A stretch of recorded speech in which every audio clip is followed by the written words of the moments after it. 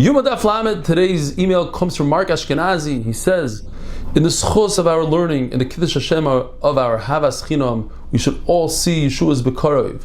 When we look across the table or the next Zoom box, we should be cognizant of our brothers and friends and offer a kind word, some light humor, which we do. We don't know the pekel someone is carrying and how those kind words can make a big difference in their day. MDY has become a pillar of light and is showing Klal Yisrael how to exemplify Torah, Avodah, and Gemilas Chasadim. It's a privilege to be part of this wonderful family. May it bring the Geula Shlema Bekarov. Mark Ashkenazi, beautiful, thank you. Yoma Daf. The Gemara tells us that it's usher to say Kriya Shema when you have human waste on your body and it's not covered. If it is covered, let's say it's on the hand and you have a sleeve over it, or you put your hand into a window of a Beis HaKisei, in those days, a bathroom of those days, according to Rav Chisda, it's also to say Kriya Shema because it says in the pasuk, Kol atzmoisei temarna Hashem, Micha Meichu, who's like you, Hashem. All my bones, I'm davening with everything, with all my limbs. So every limb has to be clean. Rav Huna says, it's mutter to say Kriya Shema because it says in the pasuk, Kol haneshama tahalul ka. Only the limbs that have to do with breathing, neshama, neshima, like the mouth and the nose. So if you have waste on them, then it's also to say Kriya Shema. Otherwise, it's mutter.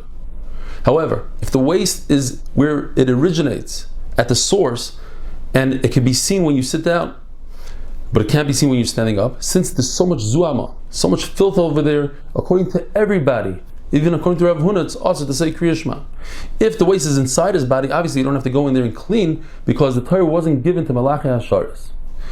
Halacha v'suda, if somebody leaves the meal, in the middle of the meal to go to the bathroom, for ktanim, so he has to wash the one hand that washed off the spray or the drips that are on his foot. But if he went out to talk to his friend and he shmooze for a long time, an hour, 2 hours, that's called hesach hadas, and it's possible that during that time he might have touched places that are covered, so he has to wash his hands for a second time. If he's going back in and all he's going to do is drink wine, just drink at the end of the meal, he has to wash his hands in front of everybody and ask everybody, do you want to wash as well? So then nobody should be chayshid him that he didn't wash his hands. If he's a person that's an istinus, he's very particular and he always washes his hands, people know that he washes his hands, then you don't have to do that in front of everybody because people know you wash your hands. Just like we say that if you're going to finish up your meal and eat real food, you don't have to wash your hands in front of everybody because everybody knows that you're going to wash your hands if you're going to eat food. The Mishnah tells us, brand new Mishnah, before one goes into the Hazara, he has to be toivel in the mikvah. Kohen Gadol Yom Kippur would be toivel 5 times, and in addition to that, he would do 10 times kiddush yadayim v'reglayim. He wash his hands and his feet from the water from the kiyar. All the tefillas were done on top of the Beis HaParva, which was a makam kadosh. There was a mikvah there, and they would hold up a white linen sheet so nobody would see the Kohen Gadol. However, the first tefillah was done in a place that was chayil. Why? Because it's not part of the avodah of Yom Kippur. And there's a machlekes why you have to be toivel for the very first time when you go into the Beis HaMikdash. Ben Zayma says it's a deraisa. It's learned from a kavachomer, from all the other tefillas. If a Kohen Gadol has to be toivel when he goes from the Kodesh HaKadoshim into the Heichal, which is Kodesh to Kodesh, and both of them, if a person who's tamei and performs the avodah, you'd be chayiv akaris. Certainly, if a person is coming from chayil into Kodesh, should be required tefillah. It's a kavachomer. Reb Yehuda says no. That requirement to be toivel is only the Rabbanan in order to remind the person whether or not he's tamei. By him going to the mikvah, remember. Another halacha, a metzayra. According to Tanna Kama, he has to be toivel on the 8th day in addition to the 7th day that he was toivel. But not everybody that goes into the Beis HaMikdash has to be toivel. Only metzayra. Why? Because he's so used to being tamei and he doesn't care about tumah. We were makbid on him.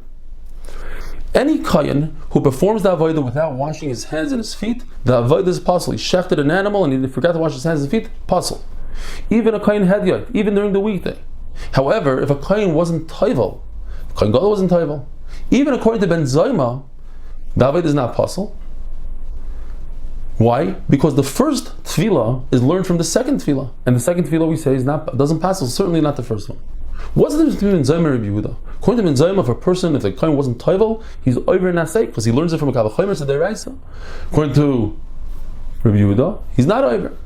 Rabbi Yehuda says, since the whole point of the tefillah is to remember about tumah, and this Mitzvah was toivel on the 7th day, he doesn't have to be toivel on the 8th. And the brayso that says that according to Yehuda, not only Mitzvah has to be toivel, but everybody has to be toivel, so it's mashma Mitzvah is toivel, it's a contradiction. The Gemara gives us 3 explanations in this contradiction. Rabbi Yehuda holds Mitzvah is not toivel.